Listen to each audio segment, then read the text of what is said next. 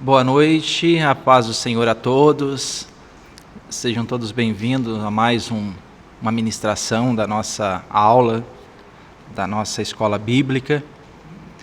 Mais uma vez nós estamos aqui no templo sede da Assembleia de Deus de São Lugero, cujo pastor-presidente é o pastor Raimundo Eufrásio.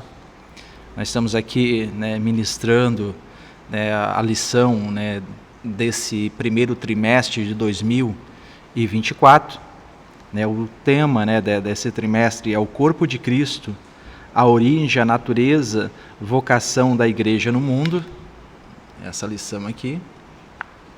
E hoje estaremos ministrando a lição de número 7.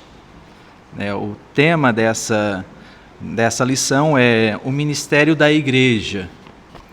Desde já eu convido a todos a estar se inscrevendo no canal, você que está assistindo, está entrando agora, se inscreva no canal, dê o seu like, o seu dislike, comente, compartilhe, divulgue esse canal da nossa igreja, esse trabalho que estamos fazendo da escola bíblica, através dessas lições, para que a gente possa alcançar o maior número de pessoas possíveis, e para que a gente possa estar edificando, nos edificando como igreja. Como eu disse, o tema dessa lição é o ministério da igreja. O texto áureo dessa lição se encontra lá em Efésios, no capítulo 4, no versículo 11, que diz assim: Ele mesmo deu uns para apóstolos, outros para profetas, outros para evangelistas e outros para pastores e doutores. Em algumas versões fala pastores e mestres. A verdade prática dessa nossa lição é: os dons ministeriais foram dados com o objetivo de edificar a igreja e promover a maturidade dos seus membros. A leitura em classe, a leitura cuja lição se baseia, vamos dizer assim, que é o texto base dessa lição, se encontra lá em Efésios, no capítulo 4, que vai do versículo 11 ao versículo 16. Esses versículos dizem assim: E ele mesmo deu uns para apóstolos, outros para profetas, outros para evangelistas e outros para pastores e doutores, querendo o aperfeiçoamento dos santos, para a obra do ministério, para a edificação do corpo de Cristo, até que todos chegamos à unidade da fé e ao conhecimento do Filho de Deus, o varão perfeito, à medida da estatura completa de Cristo, para que não sejamos mais meninos inconstantes, levados em roda por todo o vento de doutrina, pelo engano dos homens que, com astúcia, enganam fraudulosamente. Antes, seguindo a verdade em amor, cresçamos em tudo aquilo que é a cabeça, Cristo, o qual todo o corpo, bem ajustado e ligado pelo auxílio de todas as juntas, segue segundo as juntas, operação de cada parte, faz o aumento do corpo para a sua edificação em amor.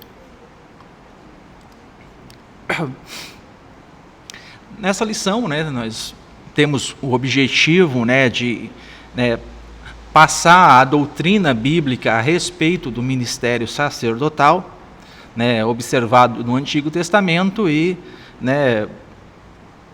é praticado, vamos dizer assim, pelo crente na Nova Aliança, que consta no Novo Testamento. Nós vamos ver que, apesar de o sacerdócio na Nova Aliança ser para todos, todo crente foi constituído um sacerdócio real, há entre esses membros do corpo de Cristo, alguns que são eleitos, escolhidos, levantados para cargos ministeriais, que a gente encontra já desde lá da igreja primitiva. E nós vamos ver também isso. E explicar quais as qualificações que a Bíblia fala a respeito desses ministérios, né, dos eleitos, dos escolhidos, daqueles que assumem, né, esses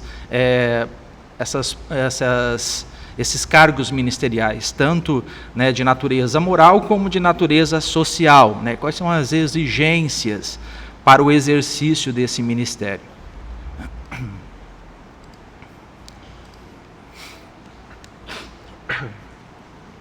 Então, o primeiro tópico nosso é a respeito do ministério sacerdotal, né, de todo crente, né? Então, como foi comentado já no início, né, todo crente, todo aquele que está em Cristo, ele foi constituído, né, sacerdócio real. Nós vamos ver um pouquinho mais a respeito disso mais para frente.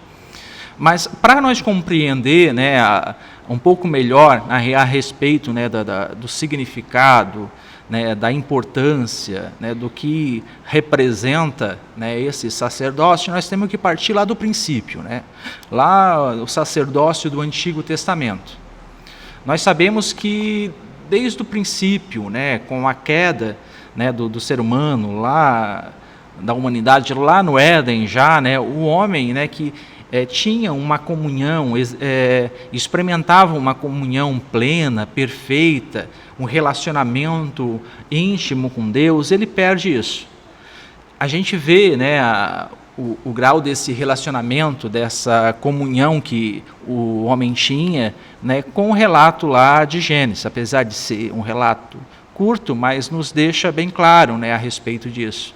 Diz que Deus ele vinha na virada de cada dia, né, conversar, né, com Adão e Eva. Não. Então esse era um nível de relacionamento, de comunhão que o ser humano tinha com Deus.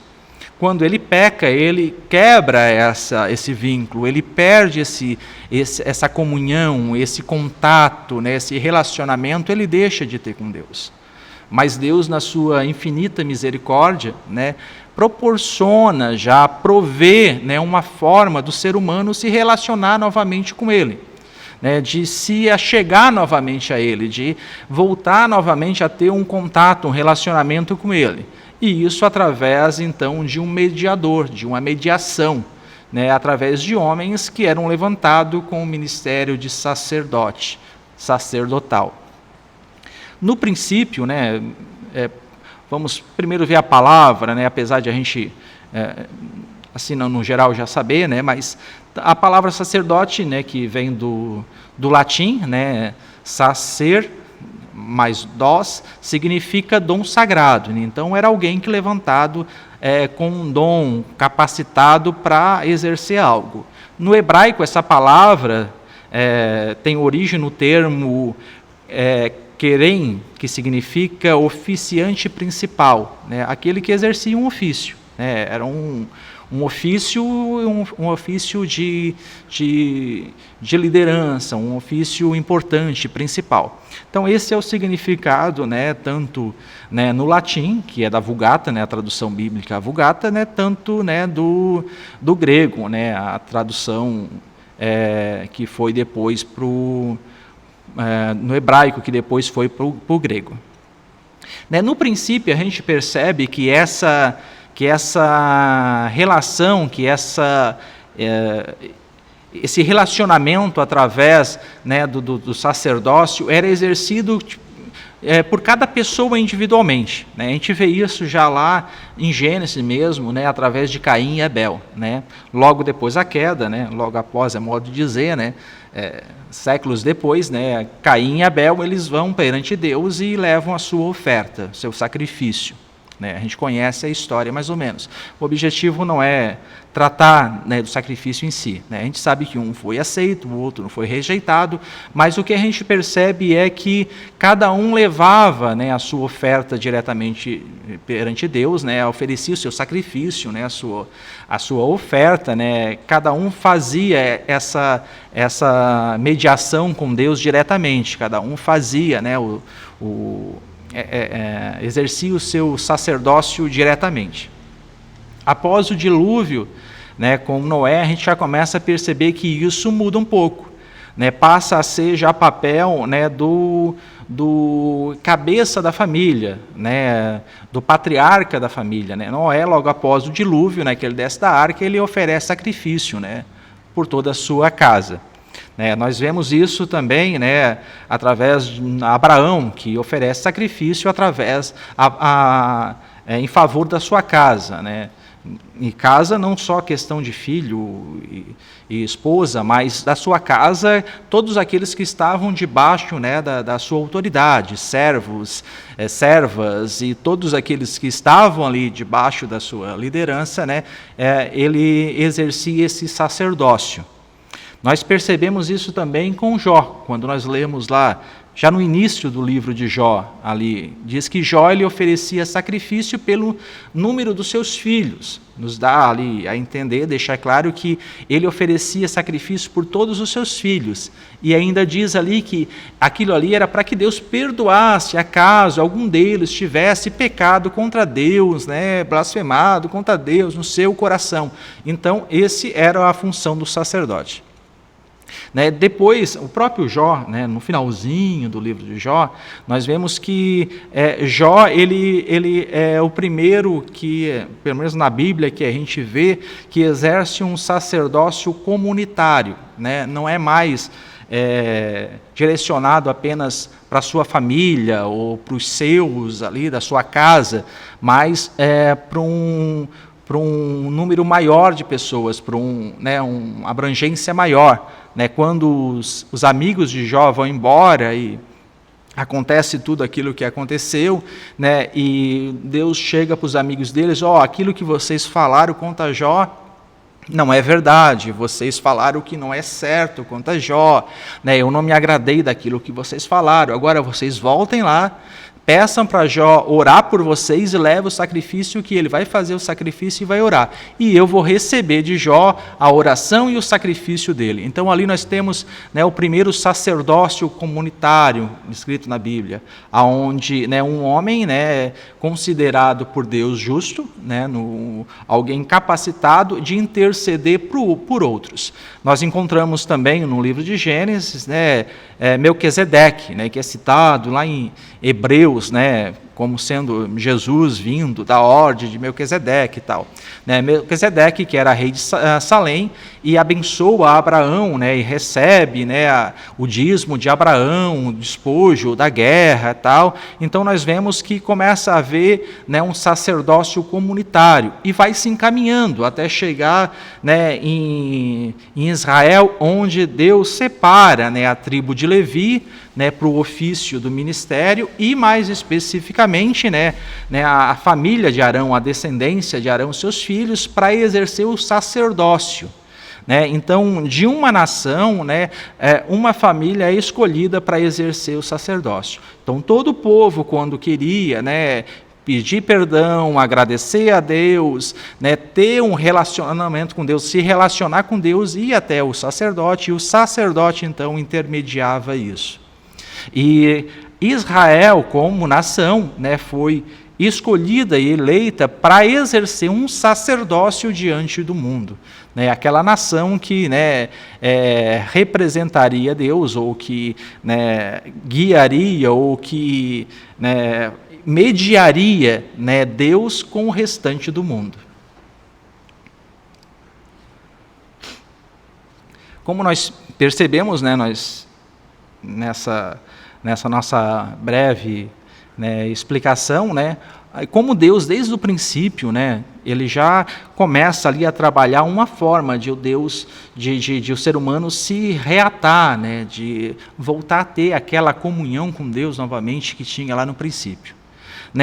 Tudo isso, né, tendo em vista que Deus desejava esse relacionamento, apontava, né, encaminhava, né, para o sacrifício de Cristo, né, que é o sacrifício derradeiro, definitivo e perfeito.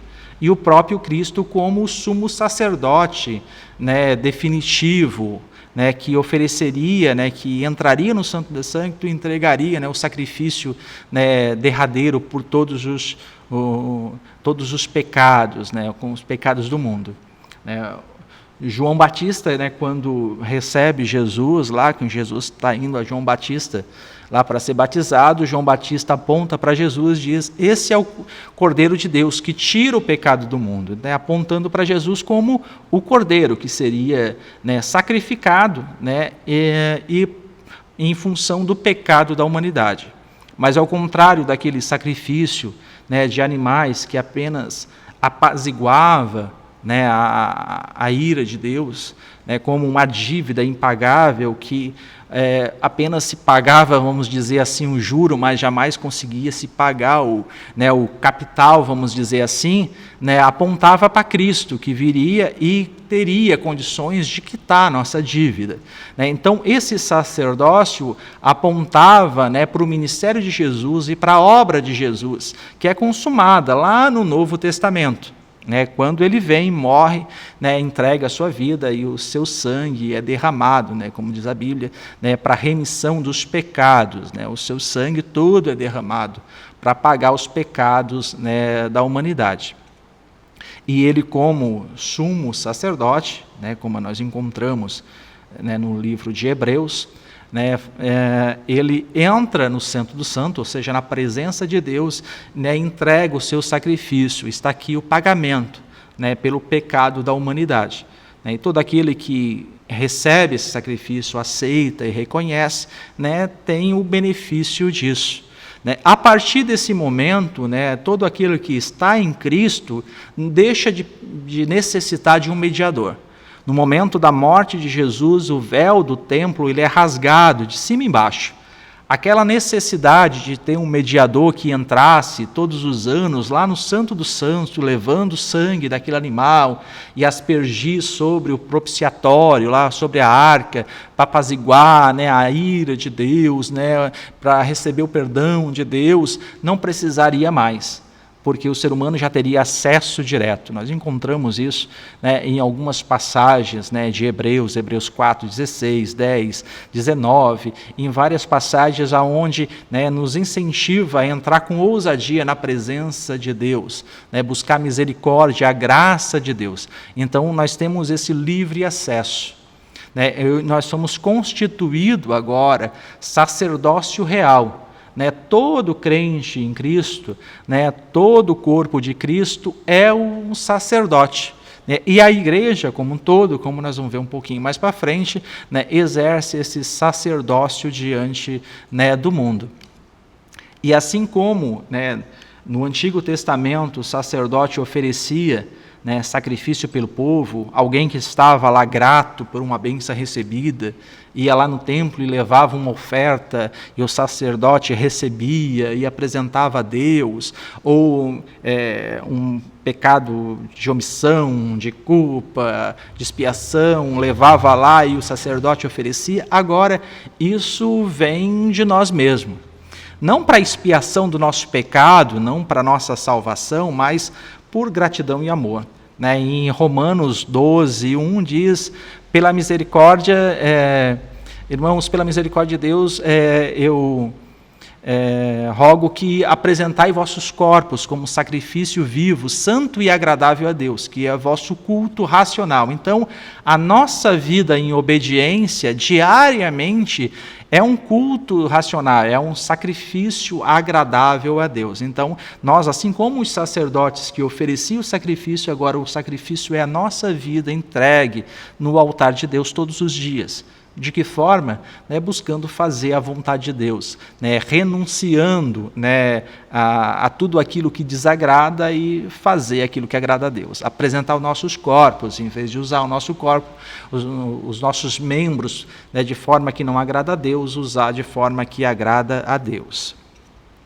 Hoje, como foi dito, né, todo cristão é sacerdote. Mais do que isso, ele está habilitado para apresentar sacrifício de louvor, intercessão, de oração por outras pessoas também. Né?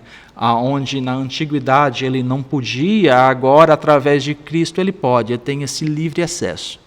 Essa comunhão ainda não é plena, como havia lá no princípio do Éden, onde, né, havia aquele relacionamento perfeito, aquela comunhão perfeita. Mas estamos caminhando para isso.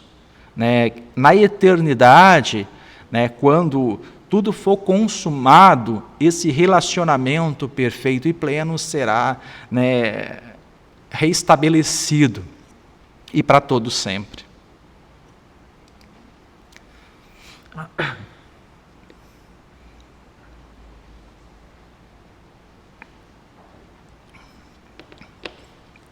Mas apesar de, né, o sacerdócio ele ser uma doutrina bíblica, né, está claro, né, na Bíblia, está claro no Novo Testamento que o crente é um sacerdócio real, né, por muito tempo, né, o homem perdeu isso, né, com uma interpretação equivocada, errada, né, da Igreja Católica, né, onde interpretou que o Papa é o sucessor, né, de Pedro, lá em Mateus 16, 18, né, aquela passagem onde Jesus pergunta para os discípulos: quem diz o povo que sou eu? Alguns respondiam: alguns dizem que é Elias, outros dizem que é um profeta. E Jesus daí pergunta: e vós, quem dizeis que eu sou? E Pedro, né, se levanta e diz: tu és o Cristo, o Filho do Deus vivo. E então Deus diz: bem-aventurado é tu, Simão, porque não foi carne nem sangue que te revelou, mas foi meu Pai que está no céu. E Jesus continua, né? E eu digo que tu é Pedro, e sobre essa rocha edificarei a minha igreja, e as portas do inferno não prevalecerá contra ela. Então, essa passagem é interpretada como sendo, né, o Pedro, o sucessor, né, o Papa, o sucessor de Pedro, e Pedro tendo sido escolhido ali como o alicerce da igreja, né? O que é uma interpretação toda errada, né? Enquanto Pedro ali quer dizer pedregulho, pequena pedra, né? A rocha ali que se refere é o Cristo, né? A rocha está se referindo à revelação de Pedro, né?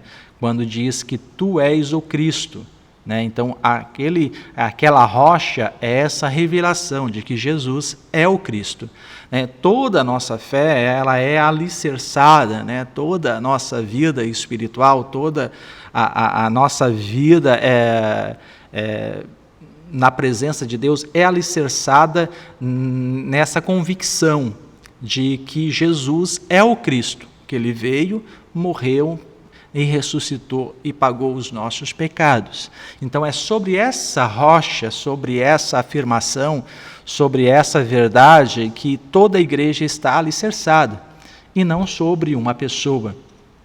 E por essa, né, interpretação equivocada, né, se tomou, né, o papado como algo assim, como tendo uma palavra que se equivale até à Bíblia, né? Tanto, né, o que o Papa determina quanto, né, os concílios determinam lá tem o mesmo peso do que a Bíblia.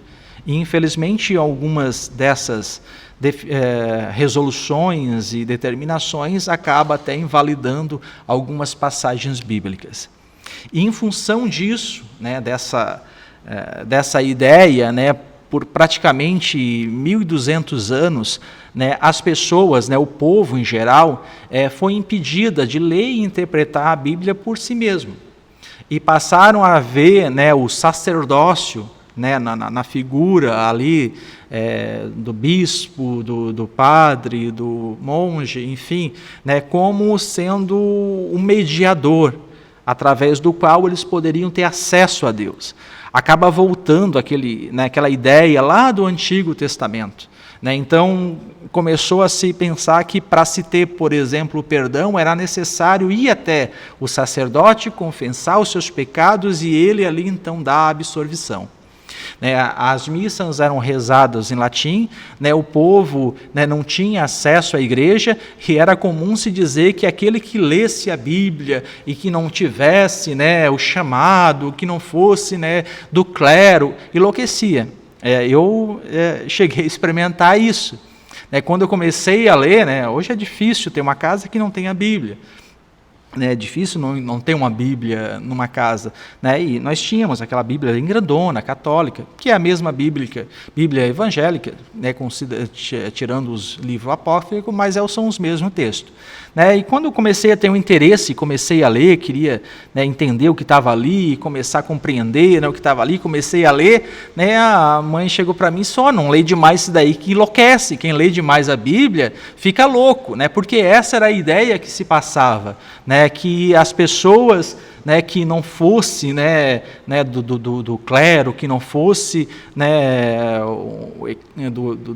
da liderança, assim, não tinha condições de interpretar a Bíblia e se tentasse enlouqueciam.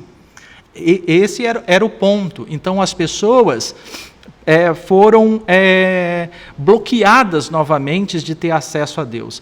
Passou-se um período de quase 200 anos em que, né, o homem perdeu esse contato com Deus em função de uma liderança e de uma interpretação errada. Até que se levanta, né, um homem, né, que promove uma reforma, né, Martim Lutero, em 1517, no século XVI, aonde ele retoma, né, a Bíblia como sendo, né, a base da nossa fé, que a nossa fé não está apoiada, né, na palavra de nenhum homem, que o nosso perdão não está condicionado à absolvição de nenhum sacerdote, de nenhum homem, de nenhum mediador, que não há mais a necessidade de nenhum mediador, mas todo ser humano ele tem acesso livre a Deus através de Cristo, que toda a nossa salvação é baseada exclusivamente na fé, lá em Romanos 1,17, né, que o justo viverá pela fé, né? Então, Martim Lutero ele retoma isso, e aos poucos as pessoas vão se voltando novamente para a Bíblia e começando a ler a Bíblia, interpretando a Bíblia e começando a fazer parte ou participar da liturgia, que até então era proibido, né? O povo em geral era proibido participar da liturgia, que só os sacerdotes podiam. Então se retoma isso através, né, da reforma protestante.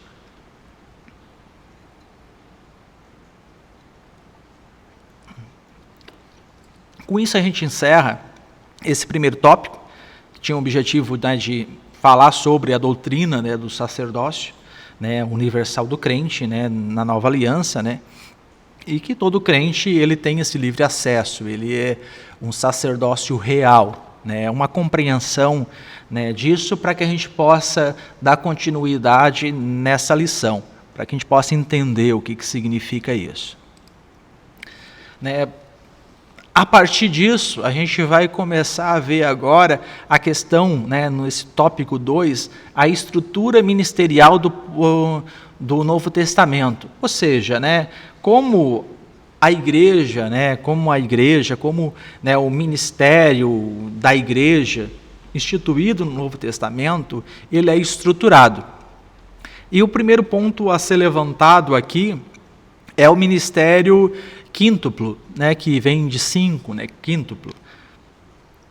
Aqui faz menção, está se referindo, né, aos 5 ministérios, né, os dons ministeriais encontrados lá em Efésio, né, 11 e 12, que a gente leu aqui na abertura, né, da lição, né, o texto base, né, onde nós encontramos ali, né, apóstolos, evangelistas, profetas, né, pastores e mestres ou doutores, né, dividido em 5 ministérios. Então nós vamos entender um pouquinho a respeito, né, desses ministérios, o que eles significam, né, dentro do corpo de Cristo.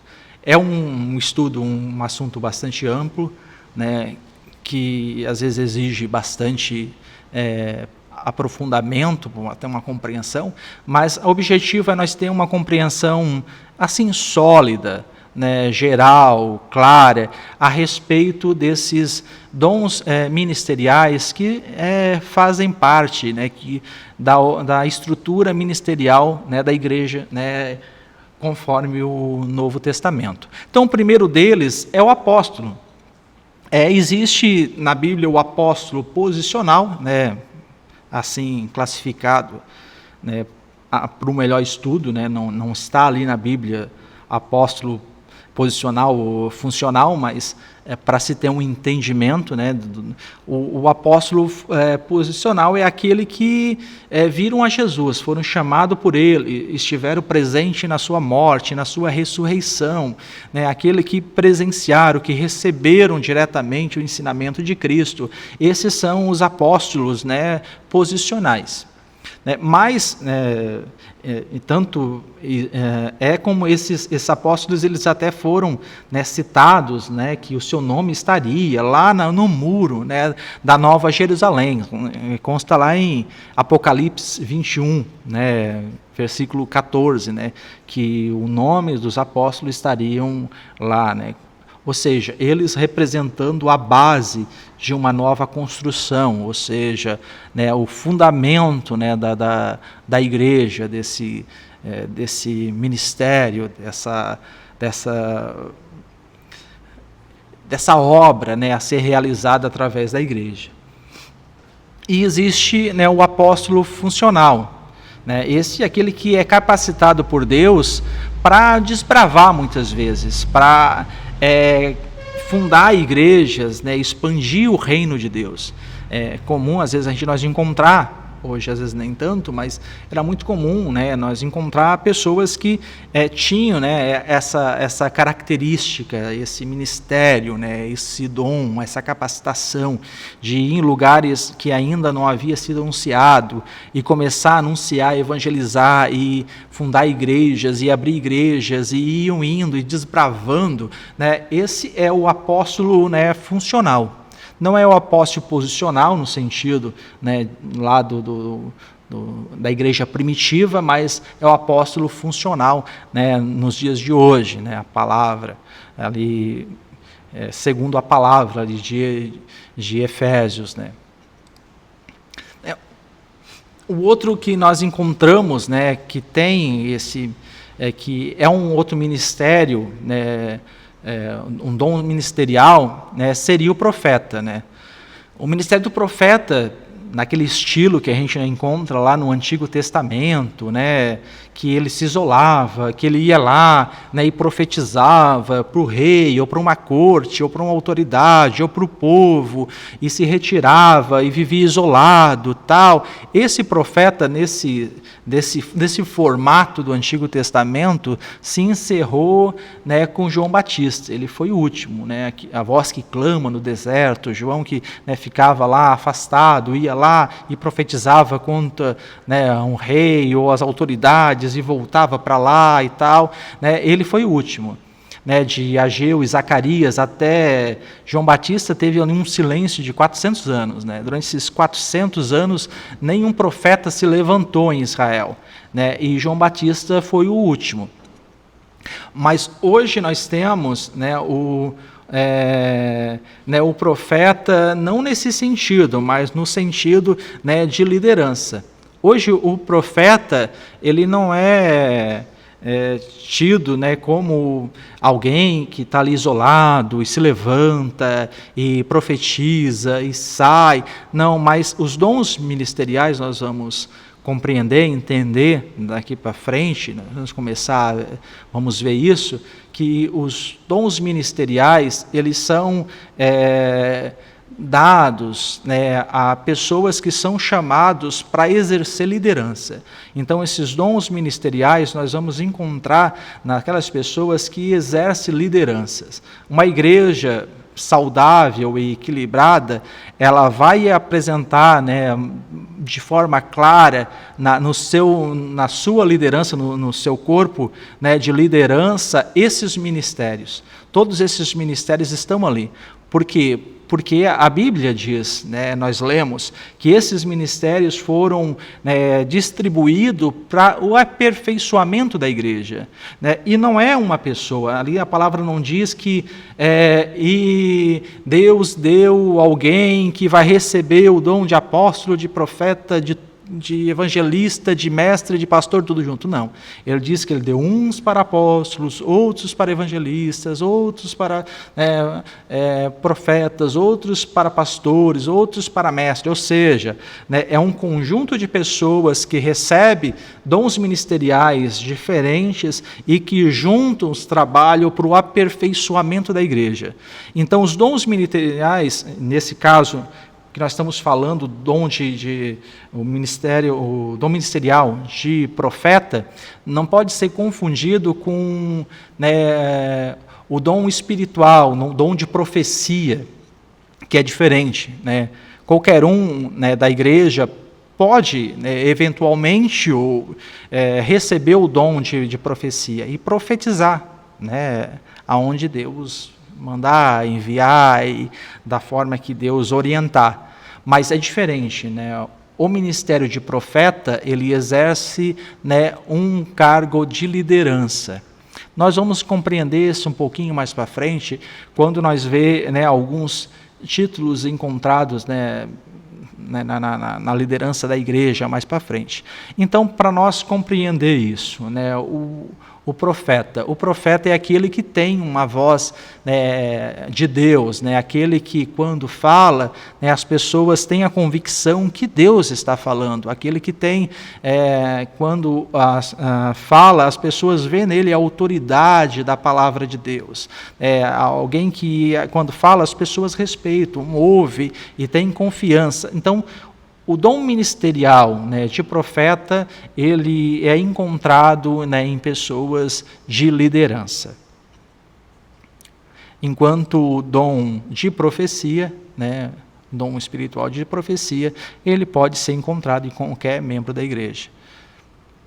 Não significa que uma liderança não possa ter o dom de profecia, mas são coisas distintas, né? O evangelista geralmente está associado, né, àquele que prega a palavra de Deus, né, que ganha almas, seja às vezes em menor escala, vamos dizer assim, localmente, mas tem aqueles que às vezes anunciam em massa.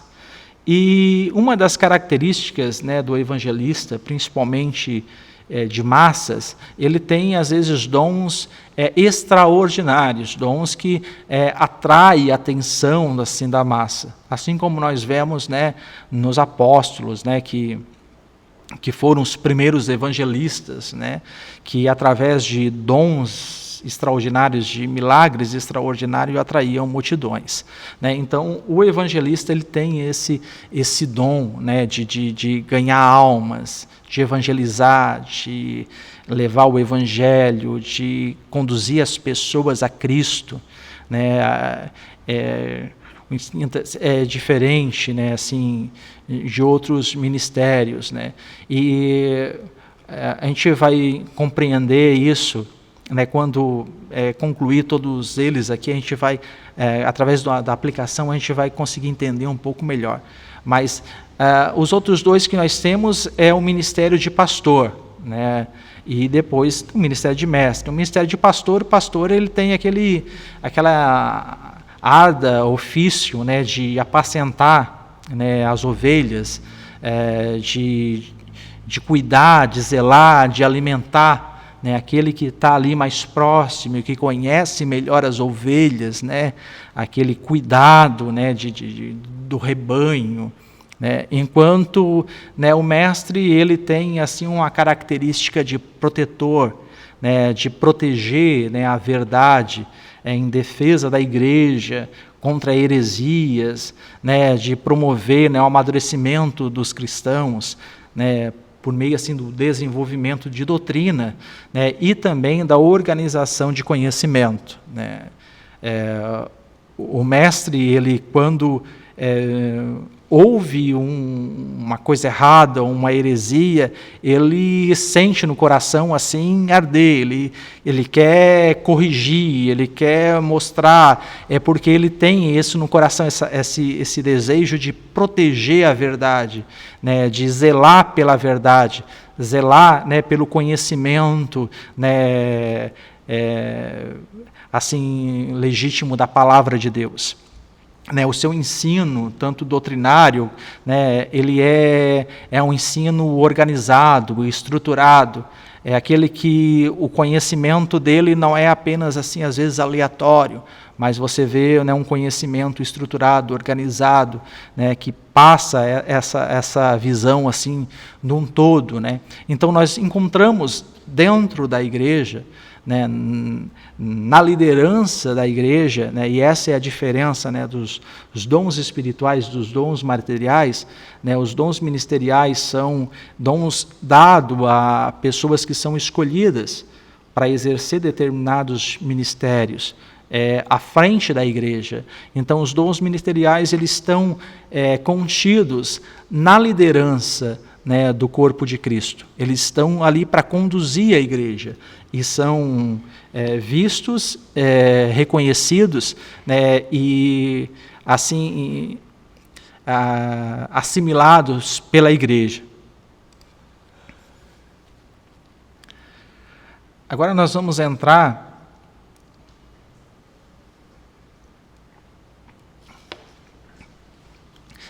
em dois. A gente pode dizer que seria como título, né? E aqui nós vamos começar a entender um pouquinho melhor, eu acredito, que é a questão dos ministérios, que é o serviço dos diáconos e o serviço dos presbíteros, né? No Novo Testamento, né, tanto a palavra do verbo como o substantivo, né, que relaciona ali a diácono, é encontrado 71 vezes, né? E o sentido dessa palavra é servir o povo de Deus, né, diante das suas necessidades, né? É bem o contrário daquilo que a gente encontra, né, no mundo secular, né, onde aqueles que têm uma maior autoridade, uma maior posição, né, são servidos por aquilo que tem uma menor posição. No reino de Deus isso é invertido, né? Aqueles que são chamados para exercer, né, um cargo, né, um cargo de liderança, né, para servir, eles são chamados para servir o povo e não ser servidos pelo povo, né? Aquilo que Jesus disse, né, o primeiro, né, será o último e o último será o primeiro, né? O maior será o menor e o menor será o maior, né? No reino de Deus há essa inversão, né, nesse quesito, né?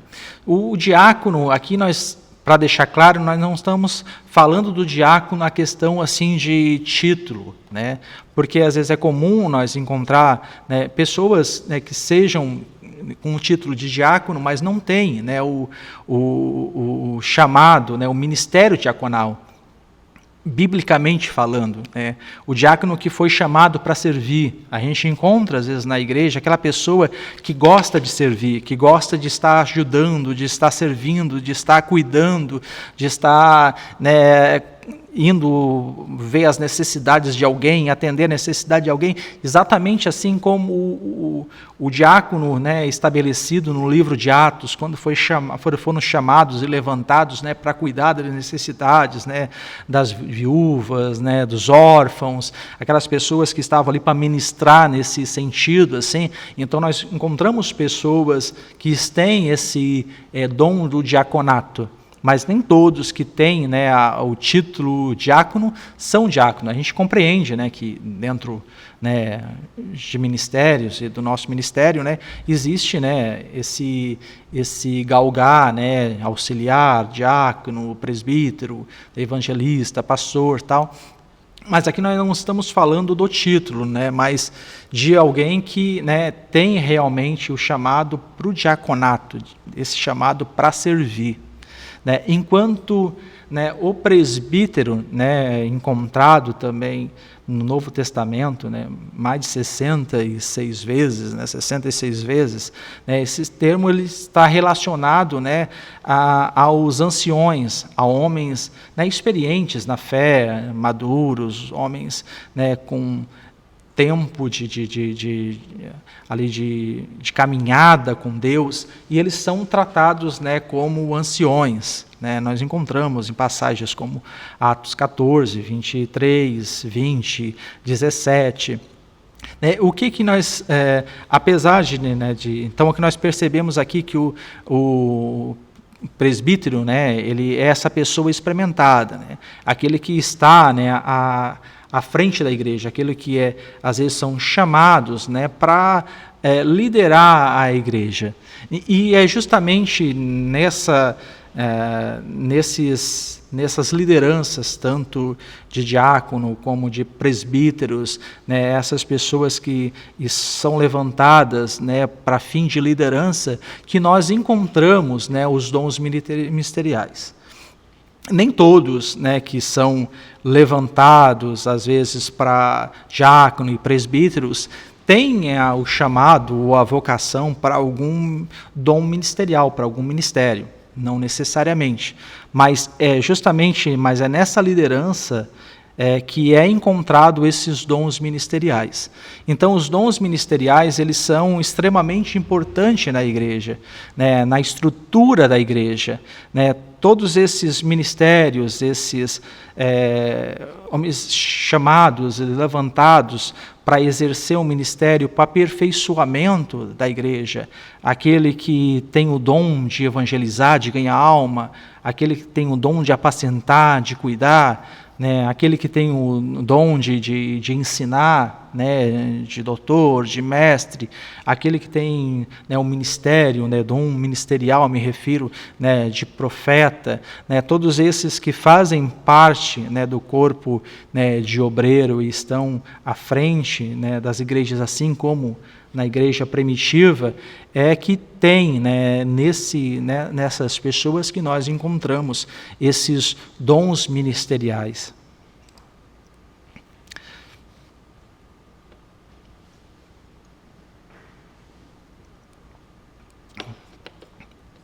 Então, para fechar essa parte, para nós pular para a próxima parte, então Deus, Ele mesmo, colocou na igreja, esses dons ministeriais, apóstolo, profeta, evangelista, pastores e mestres, com o objetivo de aperfeiçoamento. Então, esses dons ministeriais, apesar de todos serem chamados, mas esses dons, eles são não para todos, mas para aqueles que foram escolhidos para exercer cargos de liderança. Indo agora para o nosso último tópico, agora nós vamos tratar um pouco, nós vimos a respeito dos dons ministeriais, compreendemos um pouquinho a respeito disso, o que é, a respeito dos diáconos e dos presbíteros, no sentido bíblico da palavra, aqueles que realmente, os diáconos que foram levantados para servir a igreja, nas questões práticas, e outras questões assim que envolvem a dinâmica da igreja, do povo de Deus, servir o povo de Deus, e também do presbítero que foram levantados, recebiam esse título, que eram aquelas pessoas mais anciãs, aquelas pessoas com maior experiência na fé, e eram elas que exerciam liderança na igreja naquela época. Hoje, nos nossos dias, diferente. Então, mas para nós compreender, nem todos, que às vezes têm o título de presbítero, tem essa vocação conforme a Bíblia diz. Por quê? Porque agora nós vamos ver a respeito das qualificações para o ministério. Esses homens levantados e escolhidos, quando orientado por Paulo, quando Paulo orienta Timóteo a respeito disso, ele dá orientações assim a respeito das qualificações, das qualidades naturais, tanto morais como sociais, que nós vamos ver. Então, esses homens que são levantados tanto para o presbitério como para o diaconato, com o intuito de exercer liderança, e que geralmente exerce esses ministérios, dons ministeriais, esses ministérios quíntuplo da igreja, eles têm que passar por esse crivo da palavra de Deus.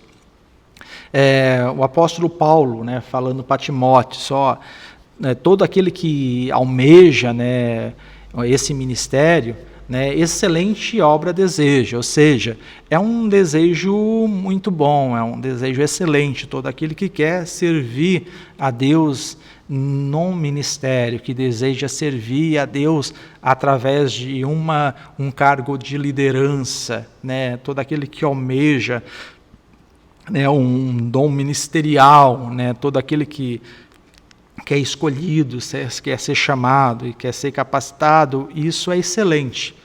Mas o apóstolo Paulo diz que todo candidato, né, ele primeiro precisa ser cheio do Espírito Santo, né?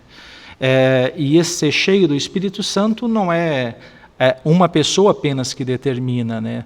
Quando uma pessoa é levantada, geralmente é porque ela já foi aprovada pela igreja, né? A igreja reconhece isso. Então ele precisa ser cheio do Espírito Santo. Ele precisa ser sábio, no sentido de ter discernimento, de ter maturidade para lidar, né?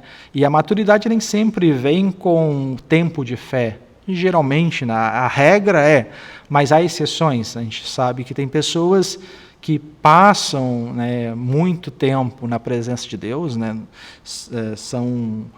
tem muitos anos de caminhada de fé, mas não adquiriram a maturidade, enquanto outras pessoas que caminham há menos tempo com Deus atingiram a maturidade muito mais rápido. Aqui não fala aqui de ser sábio, né? Alguém que tenha exemplo, seja exemplos dos fiéis, né? Aqui há pessoas que os fiéis se espelham, que vejam nela alguém, né, a ser seguido. Esse é a definição de liderança, né? Não adianta eu me intitular líder se as pessoas não veem em mim alguém que querem seguir, né? O líder, ele é seguido, né? Ele é seguido não por força, não por violência, não por determinação, mas por força de caráter, de moral, né? O líder, ele tem que ser seguido não porque são obrigados a segui-lo, mas porque veem nele alguém que merece ser seguido, alguém que tem caráter moral, que as pessoas desejam seguir. Então aqui fala ser exemplos dos fiéis, né? Então essa é uma característica importante, né, do presbítero e do diácono, do auxiliar. E voltando para o assunto da nossa lição, né, aqueles que exercem, né, um dom ministerial, né? Lembrar que, né, Jesus disse, nem todo aquele que diz Senhor, Senhor será salvo. E naquele dia muitos me dirão, Senhor, mas eu não profetizava no teu nome, eu não curava no teu nome, eu não fiz tantas coisas no teu nome. E ele dirá, apartai-vos de mim, né, não os conheço, né? Então, o fato de fazer não significa que é aprovado. Então, né, o líder, né, o diácono, o presbítero, o auxiliar, aquele que exerce um ministério na igreja, né, ele precisa ter essas qualificações. E a igreja, que é quem avalia, né, apesar de nós achar às vezes que não, mas é a igreja que elege, é a igreja, né, que reconhece, e a igreja ela precisa ter essa visão, ela precisa olhar, né, para o líder ou para a liderança e saber reconhecer essas qualidades. Porque essas são as qualidades, né, de uma liderança, daqueles que exercem o ministério, né, aqueles que estão à frente do ministério. Né, ser exemplo na palavra, né, no trato da palavra, não só do conhecimento, no domínio da Escritura, ser exemplo na palavra, ser exemplo no trato. Tem pessoas que não sabem tratar outra pessoa, né? Tem pessoas que acham que por ter um cargo de liderança, né, pode às vezes tratar outra pessoa com mal, né? Então existe isso, né? E o líder ele tem que ter esse exemplo no trato, a forma de tratar as pessoas. Exemplo, né, no amor, né? E não é só amor sentimento, é que amor renúncia, amor mandamento, né? Costumo falar muito isso, não sei se é porque é algo que me marcou muito, né, principalmente no início da minha conversão. Então, aquele amor que eu decido, né, fazer a vontade de Deus e não minha vontade. Aquele amor que muitas vezes contraria, né, vai ao contrário do sentimento. Né? Eu desejo retribuir, pagar na mesma moeda, como se diz, olho por olho, dente por dente, mas a palavra de Deus diz que não. Mesmo que o meu sentimento seja assim, mas eu decido agir conforme Deus quer. Então, é renúncia, decisão. Né? Exemplo no Espírito, e aqui não é Espírito Santo, aqui é no Espírito. Né? Bem-aventurado, né, os humildes de espírito. Né? É aquela pessoa que é humilde, aquela pessoa que a gente, né, tem prazer em conversar, aquela pessoa que a gente vê que tem aquela simplicidade. Né? A gente sente, né, Deus na pessoa. Né? Exemplo na fé, a pessoa que vive de fé em fé. A pessoa que demonstra a fé em Cristo, não só por palavras, mas por atitudes na sua vida, né? A gente percebe, né, a pessoa sendo exemplo de fé. Exemplo na pureza, né, no guardo, né, da sua vida, domínio das Escrituras. Né, essas pessoas elas têm que ter o domínio da Escritura. Essas são qualidades que o apóstolo Paulo diz para Timóteo, esses que desejam episcopado ou diaconato, essas pessoas precisam ter essas qualidades. Qualificações sociais. Então, além das qualificações morais que nós citamos, tem as qualificações, né, sociais, porque nós somos seres sociais, nós somos criados para nos relacionar. Né? Então, nós temos que ter essa habilidade. E uma delas é como eu me relaciono lá fora. Ou seja, ter bons testemunhos dos de fora. Né? Como que as pessoas me veem? Qual é a minha conduta lá fora, não ser dado ao vinho. Aqui nós estamos falando de embriaguez, né? Hoje nós temos outras formas de entorpecer a mente, né? Equilíbrio, né? Autocontrole, domínio próprio. Como que é lá fora? Né? Eu sou uma pessoa que, né, se alguém me dá uma fechada, eu já saio do carro, já saio chutando, já saio... Né? Qual é a minha postura lá? Eu sou uma pessoa equilibrada? Ou também eu sou uma pessoa que tem um equilíbrio, ou eu sou uma pessoa que facilmente vai a um extremo ou outro. Eu sou muito legalista ou muito liberal. Ou eu consigo ter um equilíbrio. Avarento, aquela pessoa que tem uma ganância, por dinheiro, né? A avareza vem nesse sentido, aquela pessoa que tem um apego muito grande pela riqueza e às vezes é capaz de tudo em função disso.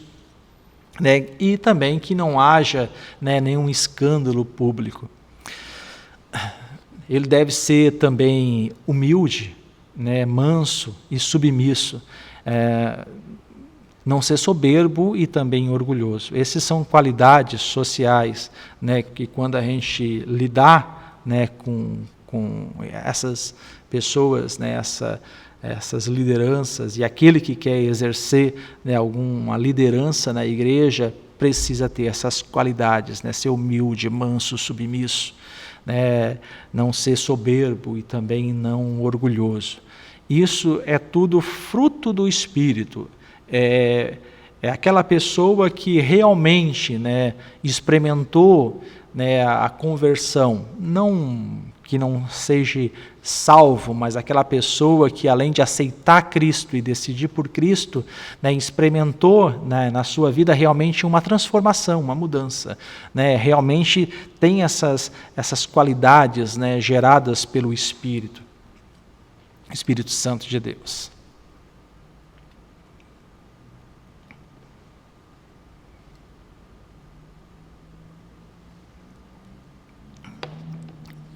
Então, para nós estar encerrando, né, os qualificados para o ministério. A gente precisa, né, todo cristão, né, precisa saber, né, que o exercício ministerial, né, é uma vocação. Nós estamos falando aqui de dons ministeriais, né? Nós não estamos falando de dons espirituais, dons ministeriais.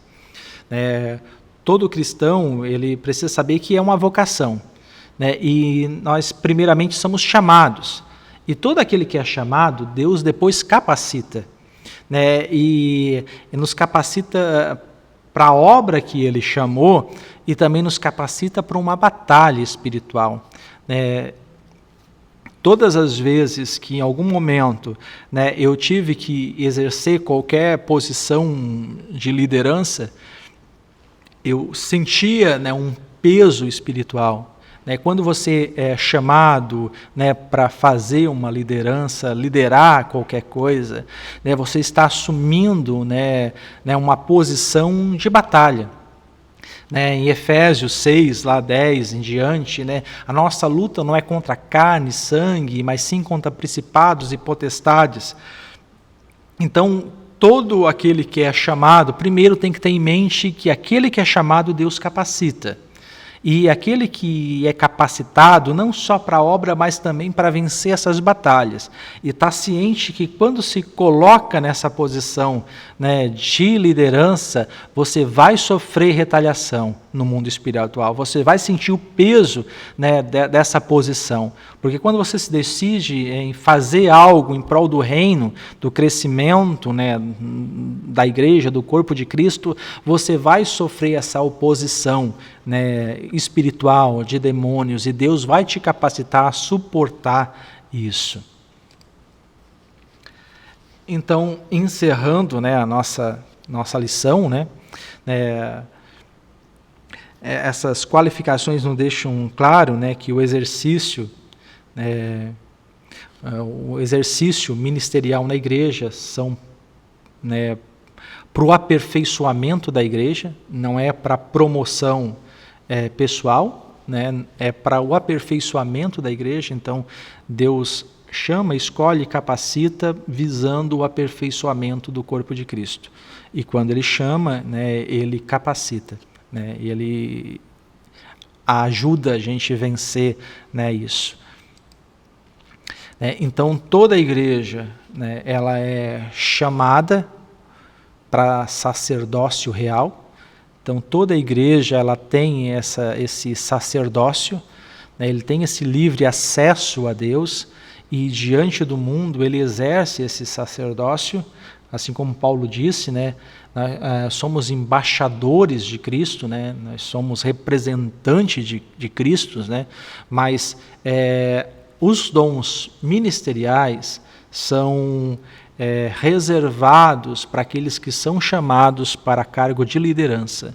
Em uma igreja saudável, né, a gente consegue identificar, né, nessa liderança esses dons ministeriais, porque esses dons ministeriais eles foram dados, né, para o crescimento, amadurecimento, né, da igreja como corpo de Cristo.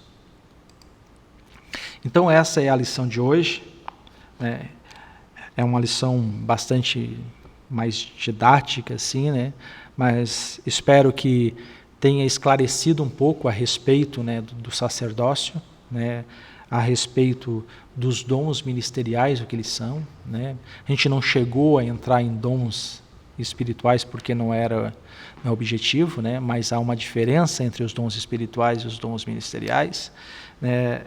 Como também, né, as qualificações daqueles que desejam exercer, né, esse ministério. E nós, como igreja, nós temos que ter essa compreensão e esse entendimento e conseguir identificar, né, se há, né, naqueles que nos lideram essas qualificações. Então, eu desejo a todos, né, uma semana abençoada. Eu vou estar orando rapidamente por todos. Pai, quero te dar graça por esse momento, que a tua palavra, Senhor, possa encontrar, Senhor, guarida nos corações. Senhor, que todo aquele investido de autoridade, de liderança, possa ser por Ti capacitado, fortalecido e ajudado. Que a Tua igreja, Senhor, possa encontrar em todo aquele, Senhor, investido de autoridade, todo aquele chamado, Senhor, para o ministério, né? Uma luz, uma orientação, que a Tua igreja possa, Senhor, ser abençoada através de toda a sua liderança. Abençoa, Senhor, a Tua igreja, fortalece, abençoa, Senhor, em todos os seus afazeres, livra-o, Senhor, de todo mal. Guarda-o, Senhor, nessa caminhada, assim como a Tua palavra diz, né, que a nossa luta não é contra carne e sangue, né, e como igreja nós fomos chamados, Senhor, para exercer um ministério sacerdotal, né, diante do mundo. E quando nós nos decidimos por isso, nós temos que estar cientes de que estamos entrando numa batalha espiritual. Há um mundo espiritual que luta, que deseja impedir a caminhada, Senhor, da Tua igreja. Então, abençoa, Senhor, a Tua igreja. Capacita, Senhor, a Tua igreja. Ajuda-nos, Senhor, a exercer, Senhor, isso diante do mundo. É o que nós Te pedimos, Senhor, e Te agradecemos no nome de Jesus. Amém.